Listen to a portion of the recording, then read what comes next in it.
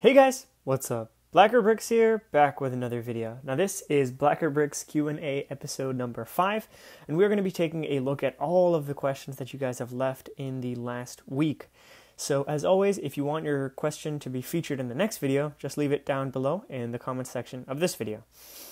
Alright, with that being said, let's get started. So the first question comes from D Brick Shadow, and they asked, do you think it's worth it to expand your store internationally? I show you an example. My store is located on Spain, and imagine a guy from Colombia wants to buy me I think that's a 26 euro product, but the shipping is 24 euros, so I think nobody would pay ever that price.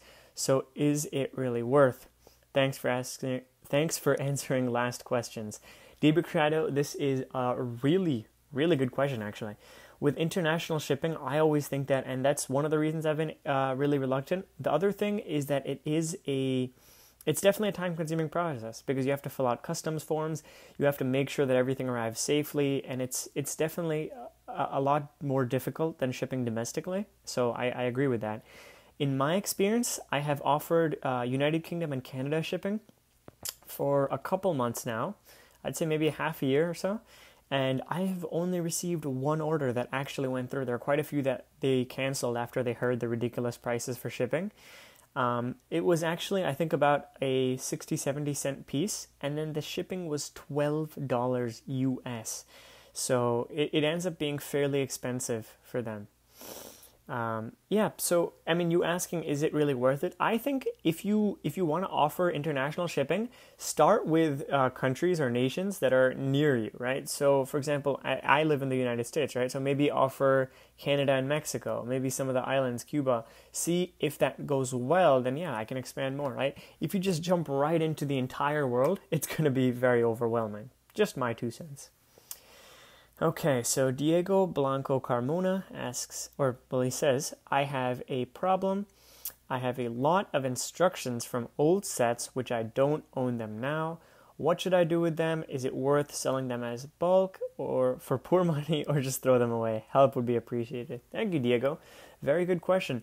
So in my experience, instructions don't really sell very well on Bricklink. You can try on eBay. I actually haven't ever sold on eBay. I see a lot of instructions on eBay, so I assume some might sell. You can try something like a local sell, see if any other people in the local area are interested. There's stuff like Facebook Marketplace. I know in the US there's Craigslist. I don't know how big that is. There must be some local marketplace you can try it out. I don't know. With instructions, unfortunately, there's not a ton of value. If it's like a set that you really enjoy, you have good memories, or you maybe want to build it again, hold on to it. Otherwise, I'd say try selling them. I would never just throw them away. If anything, recycle them. You can't really use them as too much other things. I'm all for reusing, but Lego instructions seem to have a fairly unidimensional purpose. If anyone else has some great ideas, let me know, but I hope that answered your question a little bit, Diego. Alright, so Ryan Blocks, this question actually comes from a different video, a news video, but I thought I'd answer it because it's a good question.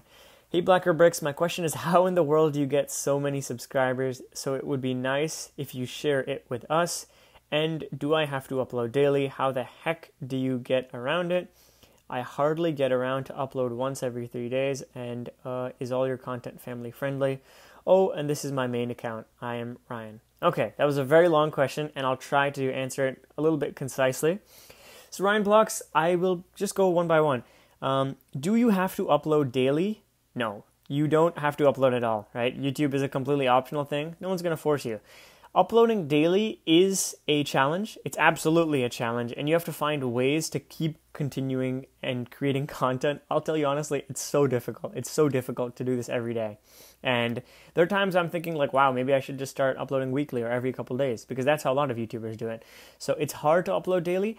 And one thing I want to say is, if you're not happy with the content you're releasing, space your videos out, right? You don't want to be releasing bad quality or low quality videos every day. I would rather watch someone that creates high quality or medium quality every couple of days, right? I've noticed that when I try to create too many videos, the quality definitely goes down. So just a little thing there. So how do I get around it? Yeah, just explain that to you. I do a lot of planning. I do scheduled uploads, so my videos will come around 12:30 to 1 Eastern Standard Time, PM. So I kind of schedule them a couple days in advance, so I don't have to worry about it all the time. Yeah, so my content, I mean, I would consider it to be family friendly. I don't use any profanity, cursing, anything like that. I really only just talk about Lego, so I don't see any reason why it wouldn't be family friendly. The real question is what family is going to be watching videos about Lego investing.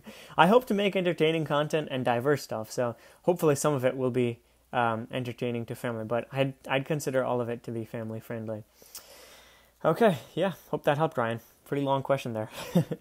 Now, Kaliko, or sorry if I mispronounced that, Kaliko Morris asks, when new sets come out, how long before the Outlist is ready on Bricklink?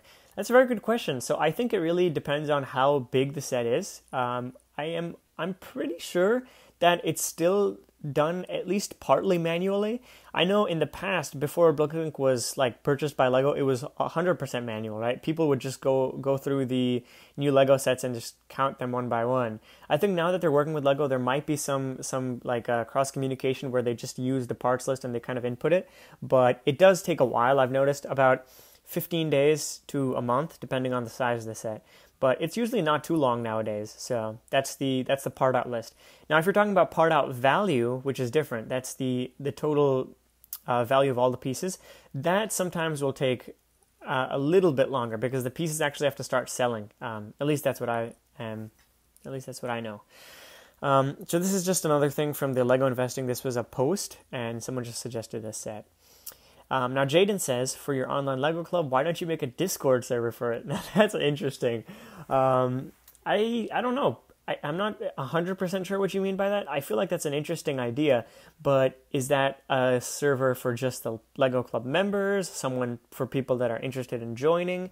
And if so, what kind of things would we discuss?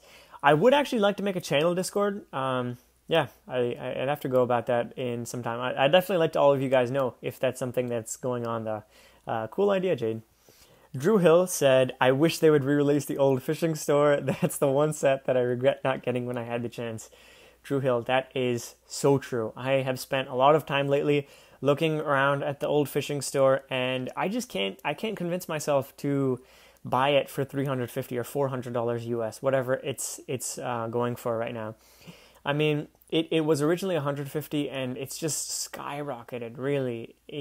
Especially when there's so many other great sets that are available at retail, it's hard, you know? It's hard to convince myself to do that. I do wish they would release it. I don't know if they will, but that would be amazing if they did. I would grab it in an instant. Cohen Sidris, sorry again, I'm so sorry if I mispronounced anyone's names. Do a live Q&A. That's such a cool idea. I was really thinking about that. I think I'm going to wait till I get back before I do any live stuff. I want to be back in my studio. I feel like I have a lot more stuff to offer and do, so I'm not just sitting there staring at my screen while I'm doing a question and answer session, but that would be super cool. My plan is to do that around noon, so 12 p.m. Eastern Standard Time, so you can check in your schedule what that works out, because I know that's when the majority of my viewers are on YouTube, so that's a cool thing. Still, we have a lot more stuff. Dennis Morris says, thanks for answering my question. Keep up the great content. Aloha. Thank you, Dennis Morris. I'm so glad you enjoyed it, and aloha to you too. Speedy Programmer, thanks Blacker Bricks. You answered my question perfectly. Thank you again, Speedy Programmer. It's always great to hear thanks like that. So Dennis Morris, Speedy Programmer, thank you guys so much for the support. And finally, our last question for today, or I guess comment, it comes from Emilio Duran, and they are reissuing Ninjago Lego sets from season 1 to 5, I believe. I think, yeah, you're correct with the Ninjago Legacy stuff.